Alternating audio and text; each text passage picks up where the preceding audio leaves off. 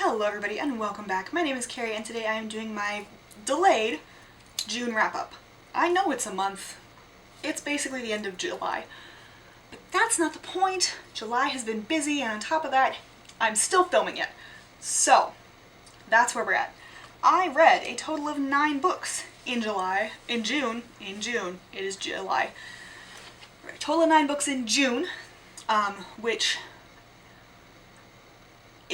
was, at the start of July, the least amount of books I'd read in a month.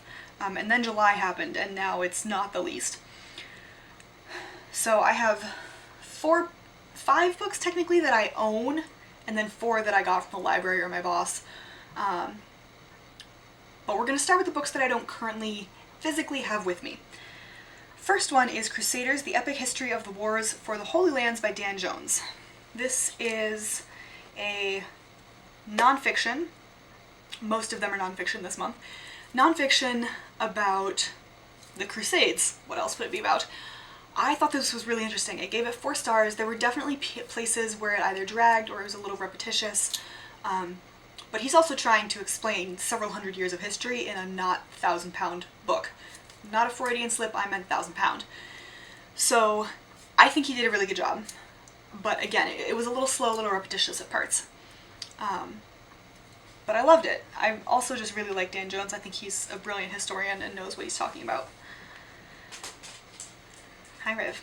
Next we have One Bullet Away by Nathaniel C. Fick. This is a memoir autobiography about a Marine officer in the 90s. What was that, Desert Storm? Whatever we were fighting in the Middle East at the time, he was involved in that. Nope, it was right after 9/11. Whatever it was we were fighting in after 9/11 that didn't make sense. Look, I get the whole retaliating because you've been attacked thing. I get that, but you should maybe make sure you're attacking the right place. Don't get me started. Anyway, I gave this one 3.5. He's not a writer. You can very clearly tell. You can also very clearly tell that he is 40 years old and is an entitled white boy. Can't do it. Can't do it. So that was, I think it was a very interesting perspective, but I don't like him. And I really struggled to do that. However, again, I did think it was an interesting perspective. I've not read anything past Vietnam until now, so it was something new. Then I read Decision at Sea, 5 Naval Battles That Shaped American History by Craig Simons, and I gave this one 4 stars. So the 5 Naval Battles and the One Bullet Away are both books that I borrowed from my boss, which is why I don't have them. The 5 Naval Battles, as you might presume from the cover, correctly so, is about 5 different battles in Americans' naval history. So Midway is one of them. There's a battle in 1812. I think there's one from the Civil War, the Ironclads, the Monitor, and the Merrimack. It's not the names of them, but basically that's what it is. So that part was very interesting. I thoroughly enjoyed having these little, essentially vignettes, right, of these 5 big battles, 3 of which most people might have heard of in the States. Most people in the States might have heard of. There were definitely some harder moments, such as when you go, hey, so Midway probably didn't need to be fought. Ew. Not a great look. It's fine. But I really liked it. I think his writing was good. This one as well was a little bit repetitious to some. Not repetitious. No, it was. Yeah. He would say the names again and again, which I get, but I also don't get because I'm not an idiot, and this book is maybe 350 pages, so if you could not say the full person's name every time you mention them, that'd be great. But again, 4 stars. I think it did a really good job of explaining why he chose those 5 battles, what those 5 battles have to say about American history and its Navy, and all that kind of stuff. So if you're interested in that at all, I would highly recommend. Next one was a graphic novel called Princeless Save Yourself by Jeremy Whitley. This one had nothing to do with military history at all. It was a library book. Oh no. In Spanish, and so I needed to read it. I'm trying to make an effort to read more in Spanish because I want to get my Spanish back up to par. And this was one of the easier ways to do it. This one I gave a 3. I think it was fun, but I think it had a lot of issues. The diversity was great. It's just the internalized, sexism. And part of that, I'm quite sure, was a man writing a girl. It never, or rarely ends well, and this is one of those majority cases where it didn't end well. So, again, fun, nothing special or notable. Right, and the last one that I don't physically have is Jet Girl by Caroline Johnson. I do actually own Jet Girl, but I am currently lending it to my boss, so don't have it physically. This one I gave 3.5 stars. It is the memoir of, brain quit. It is the memoir of a female fighter pilot, basically. She flew FA-18s, which are Super Hornets, I think is the name. They're super fast planes, and lethal. She flew them, and she flew them in the Middle East when she was deployed with the Navy. She's a naval pilot. Again, I thought this was really interesting, and I thought learning about flying these planes and what you have to do and what that entails, things like how do you go to the bathroom in this plane because the cockpit's this big. It was very interesting to learn all those details, and the misogyny that she faced in the Navy, even in the last 20 years, is horrifying. It will never cease to be horrifying. However, there were a lot of moments when I was either bored or it just felt like she was ignoring something that she should be talking about. And she very much emphasized sort of not like them, almost. Which it was a very odd dichotomy, because there was definitely a feeling of camaraderie and sisterhood with her other female pilots, or sailors. But then there were moments where, not explicitly, but she would sort of imply, like, well, I'm different. So I didn't love that. I recognize it's internalized misogyny and all of that crap, but it made the book a little bit less fun to read. Not that reading a memoir should necessarily be fun, but I felt like it detracted from her story. So, those are the books I don't physically have. Now let's go into the ones I do, in absolutely no particular order, other than physical and not. Next we have The Assassin's Accomplice by Kate Clifford Larson. I absolutely thought this one was fiction when I picked it up. It is not. It is nonfiction, and it is about Mary Surratt, who owned the boarding house where Booth stayed after he shot Lincoln. Wasn't a great thing. She is the first woman to be hanged by the U.S. government, which was also kind of a big thing, because this was 1867, 5?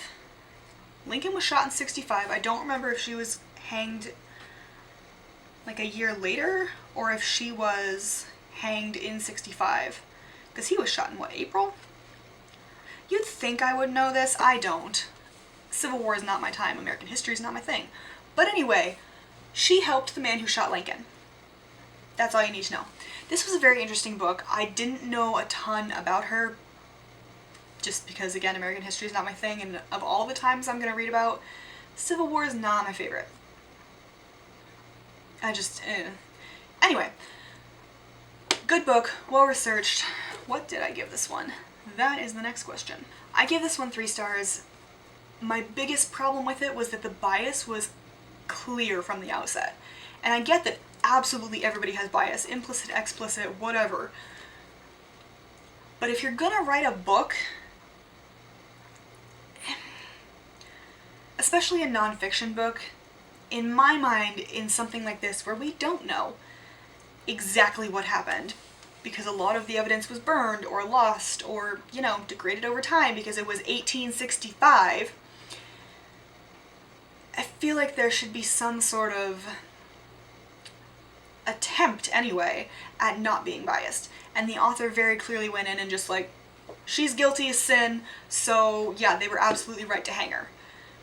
But some of the evidence that she brings up in this, to me, suggested the opposite, that maybe she wasn't as complicit as the author thinks. So I didn't love that. It wasn't my favorite aspect. But it was an interesting book, and I did learn more about Mary Surratt. Will it stick with me? No, absolutely not. We have The Spy Mistress by Jennifer Chiaverini, which is about the Civil War, again, shockingly. And there was a woman, what is your name, ma'am? Elizabeth Van Loo, who lives in Raleigh, North Carolina, which, if you are not American, seceded from the North, so they were part of the South. They fought to keep white supremacy alive. I mean, on that regard, they're doing great. White supremacy is alive and healthy, unfortunately. They just didn't set up their own government or, win. But anyway, Miss Van Loo lives in Raleigh, North Carolina when the Civil War breaks out, and through the next 4 years, 5 years-ish,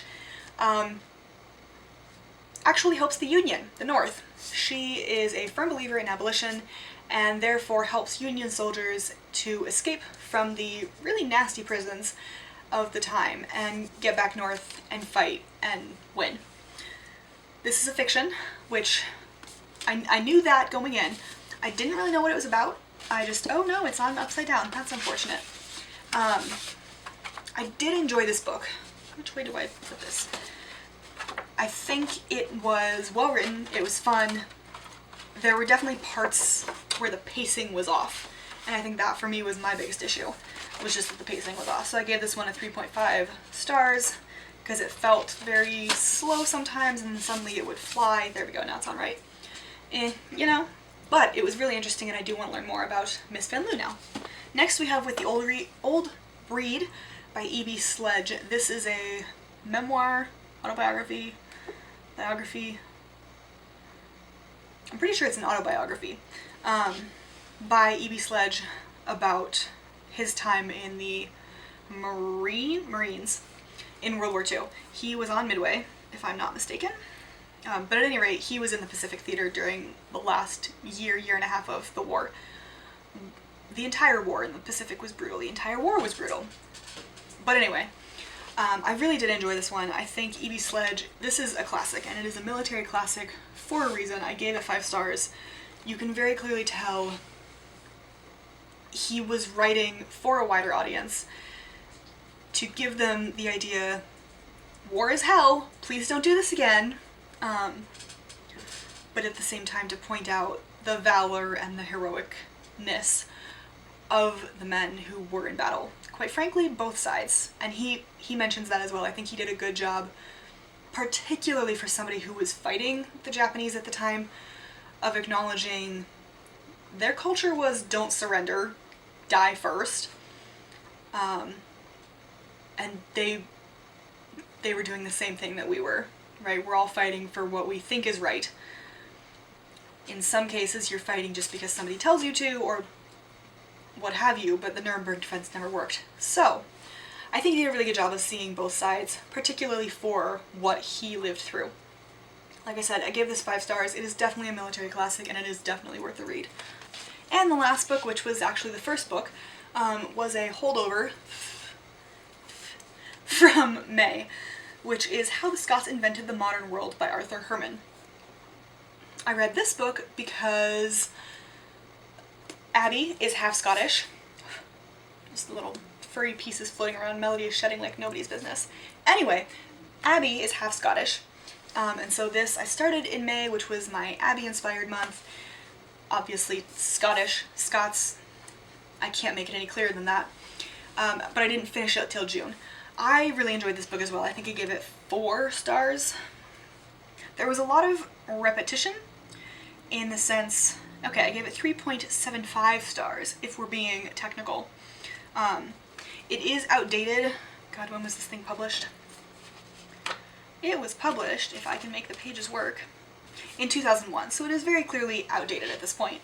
But yeah, that's just, it is what it is when you don't read it for 20 years. I've not had it for 20 years, just to be clear. I was not even 10 in 2001.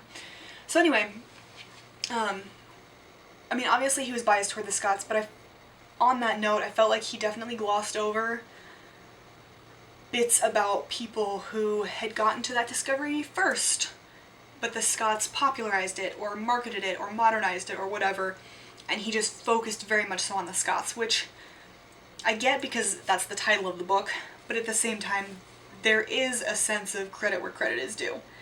And if you're not going to do that, I mean, fine, maybe don't have an entire chapter on whatever it was, but you should definitely at least have a paragraph going, hey, so these people actually did this first, but the Scots took it and here's how they made it better.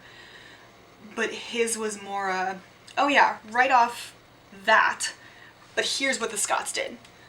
And it felt very glossing over, which I didn't love.